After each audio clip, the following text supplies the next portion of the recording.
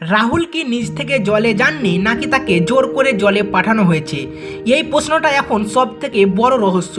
আজকের ভিডিওতে আমরা খুঁজে দেখব আসলে কি ঘটেছিল সেই দিন। ঘটনাটি ঘটে সমুদ্রের ধারে শুটিং চলাকালীন সময়ে। প্রথমে জানা যায় রাহুল জলে পড়ে গিয়েছিলেন, কিন্তু পরে সামনে আসে বিভিন্ন কিছু কথা তথ্য।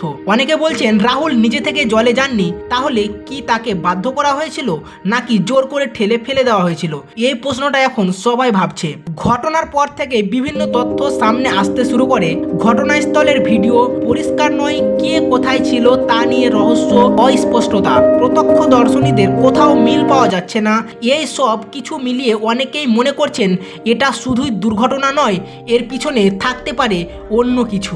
জোর করে পাঠানোর অভিযোগ। কিছু সূত্রের দাবি রাহুলকে জোর করে জলে পাঠানো হয়েছে। তাদের মতে ঘটনাটি খুব দ্রুত ঘটে, রাহুলের আচরণে আগে থেকেই অস্থির ইঙ্গিত ছিল এবং পুরো পরিস্থিতি কিছুটা অস্বাভাবিক মনে হয়েছে।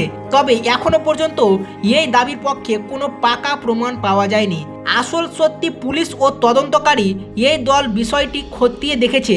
ভিডিও ফুটেজ ও সাক্ষীদের জিজ্ঞাসাবাদ চলছে, কিন্তু চূড়ান্ত রিপোর্ট না আসা পর্যন্ত এটা বলা সম্ভব নয় আসলে কি হয়েছিল। আপনার কি মনে হয়, রাহুল কি নিজে থেকে জলে নেমে গিয়েছিলেন নাকি তাকে জোর করে পাঠানো হয়েছিল? কমেন্ট করে অবশ্যই জানাবেন এবং আপনাদের মতামত অবশ্যই জানাবেন। আর ভিডিওটি ভালো লাগলে ভিডিওটিকে লাইক করে চ্যানেলটি সাবস্ক্রাইব করবেন। ধন্যবাদ।